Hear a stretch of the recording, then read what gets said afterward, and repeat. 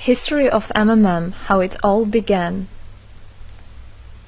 Starting up of MMM, in 1989, Moscow Executive Committee in Leninsky District registered MMM as a cooperative society. It is in Russia.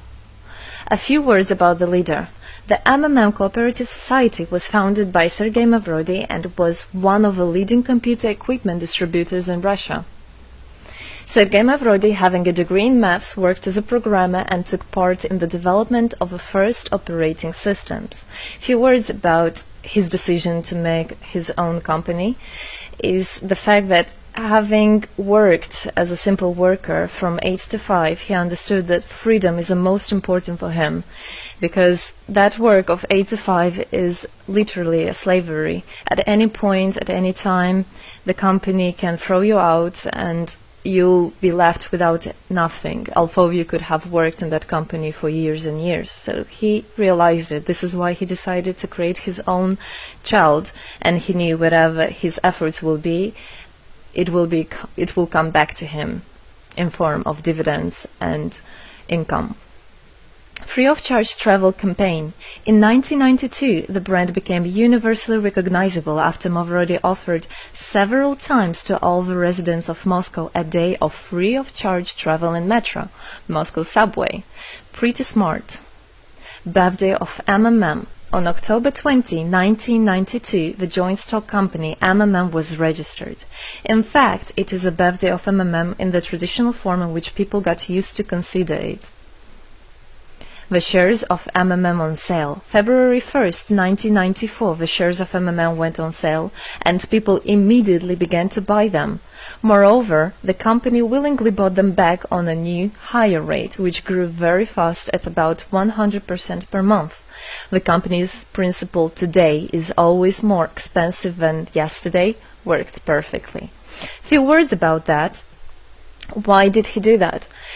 As you might know, in 1991, the Soviet Union fell. So if until at the time of the Soviet Union, everything that there was in the country, like properties, different companies or whatever that was bringing some goods, was national. So any person of the country was entitled to have a share of that production, of that company. Everybody was equal. But when the Soviet Union fell, what it meant is that all the companies, all the properties had to be privatized. So you can imagine there is a company, a huge company. People worked there for years and years. And at one moment there comes a person and says, all that is mine. Yes, this was the case, and obviously that information, that laws about the fact that it was possible to privatize was kept only for a small group of people for obvious reasons. So a simple worker who worked in that company for years and years or all his life didn't know he can actually come and say by law that that is his. So what genius idea Sergei Mavrodi had is to sell these shares to gather the money of the people, and with this money to buy those companies. So basically, if a person has an MMM share, he would have had an exact share from the company that Sergei Mavrodi bought. For example, a company from oil and gas or something else. Obviously, he knew perfectly which companies are worth it and which companies were not. There was quite a battle there.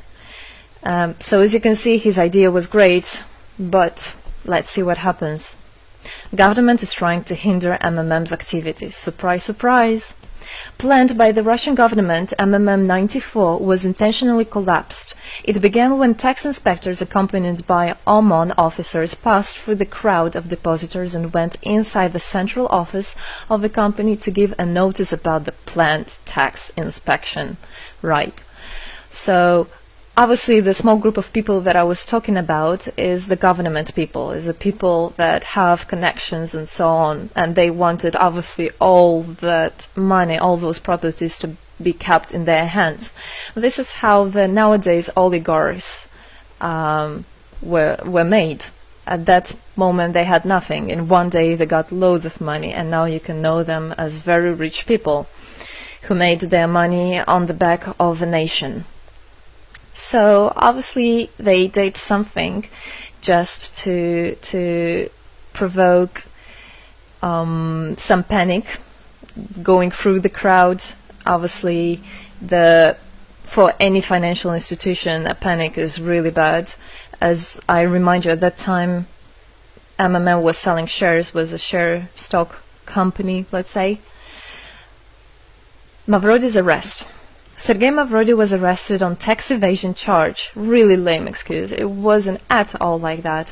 What happened, even the person that was in charge with giving the arrest, he told him that there was no other option for them. They had to do something, even though it was illegal what they were doing, but they had to do it as they were afraid of him. Because, as he said, another 2-3 months and in whole Russia there would be no government, no banks, nobody, only Sergei Mavrody. You know, that who holds the money nowadays, this is in charge. So he was arrested, and his arrest was broadcasted live on all TV channels, obviously to show off more, to show people how bad he is, and actually the government didn't do anything wrong. On the same day, there was a storm of the central office of MMM. The company was prescribed to recover 49.9 billion rubles to the budget. Huge money. The question about the money in MMM 94 is open, as no one still can give an answer where it is.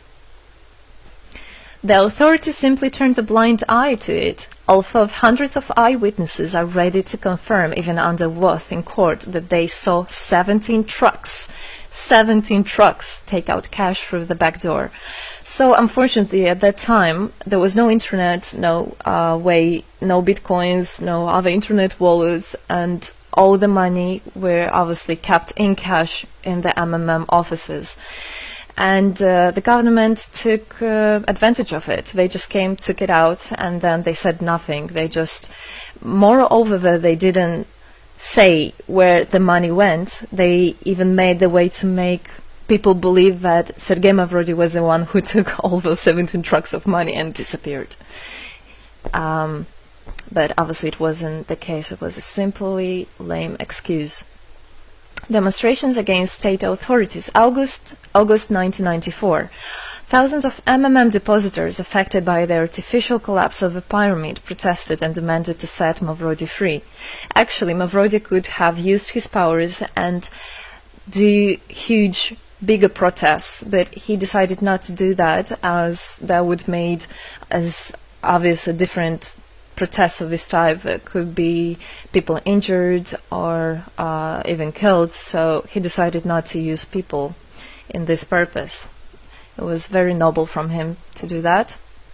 MMM leader became a deputy. However, he found a way to get out of the prison. Being imprisoned, Sergei Mavrody had managed to register as a candidate for a deputy of the State Duma and was released from prison. He won the elections by a landslide and became the deputy of the State Duma of the first convocation. So, as a deputy in Russia, they have privileges. This is why, becoming a deputy, he was set free. The State Duma is against Mavrody.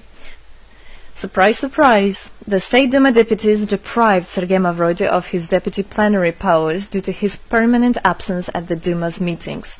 That incident was the only one in New Russia's history. Sergei Mavrody wasn't interested at all in politics. It's not, he hates politics, as he said it many times. So he became a deputy only for the reason to get out of a prison. That's it. He wasn't interested to go to their meetings, as he himself considered as well the people there as being quite silly and not worthy to spend time with. But this was another lame excuse for them to deprive him by saying that he is absent. A candidate for presidency.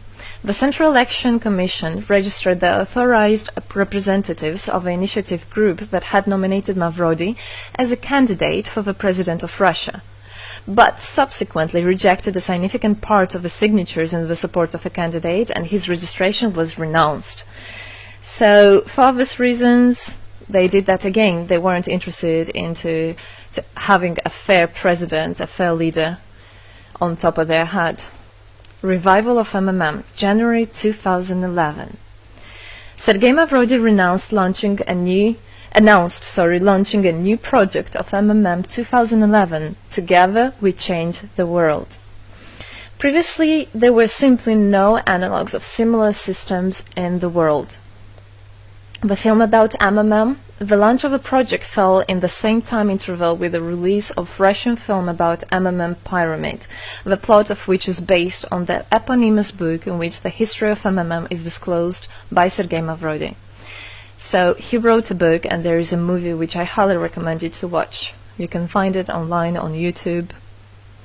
MMM is building a new, fair financial order. June 2012, the activity of MMM made a lot of banks collapse and a huge outflow of funds from deposit accounts happened. The system numbered more than 35 million members at the time.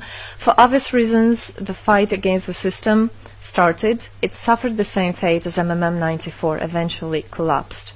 So what happened? A lot of banks, as I already said, had a huge outflow, and another minus of the system of that time was that it wasn't really quite a community, because the money was still kept by the managers in MMM. So it wasn't the same idea as it is now, comparing it now, where people exchange money between themselves. You don't need to put it in a central account.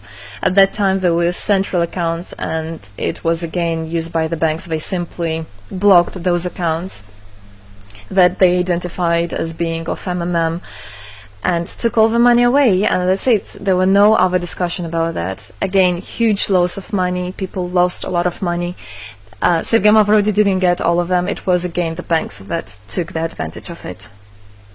MMM 2012 is just the beginning. I'll be back. Sergei Mavrodi announced the launch of a completely new MMM, World Mutual Aid Fund, MMM community. It speeded up since the first day, showing crazy dynamics on new members' registration. It has been decided to send 10% of the whole turnover on payments to the affected members of MMM 2011. So again, another genius idea. In order not to make central accounts, in order not to gather the money somewhere, now the money are spread directly between participant itself. You can just check in your account online whom you should transfer the money to. So MMM now is connecting all the people between themselves in exchange, so they can exchange the money and get benefits of it. It's amazing and it's crazy, but it is true. MMM is growing. Some short facts. 2012, MMM started its development in India. It had great, huge developments. 2012-2013, following India, MMM Bangladesh was launched as well. 2013, MMM Indonesia was launched. 2014, MMM Hong Kong.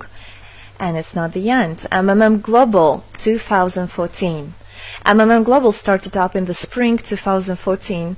It is a voluntary network, a community of millions and millions of people from more than 100 countries worldwide. So there is already MMM settled in Argentina, Brazil, Philippines, Hong Kong and other, and all the rest of people in the world from all the countries of the world are able to participate as well. So they rebelled against the financial slavery and combined their money for this purpose. So how it is possible? MMM, the Republic of Bitcoin. Bitcoin is another genius idea to set the world free. For MMM Global participants' convenience, there were some 20 ideas on funds transfers implemented. From now on, all the countries where you can buy and sell Bitcoins can be registered in a branch of Free People of the Republic of Bitcoin. Thus, there is no barriers to develop MMM in small countries due to their restrictions on the international bank transfers. Banks. This is not something that we would want to use, as the banks can anytime put restriction on an account or even block an account and take all the money. Yes, the banks can do that. Read better your contract. So, Bitcoins is really genius idea to do that.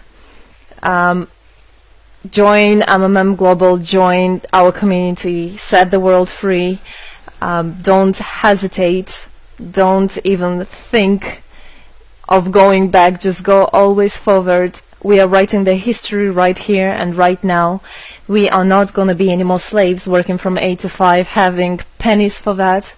We want to hold our own money and to get the benefits of it. I don't want a bank to use my money for their own purposes. I want us people, free people, to use our money, to exchange the money when it is needed, and to help each other. This is really a great idea. And join us, write the history here today with us, and together we will indeed change the world.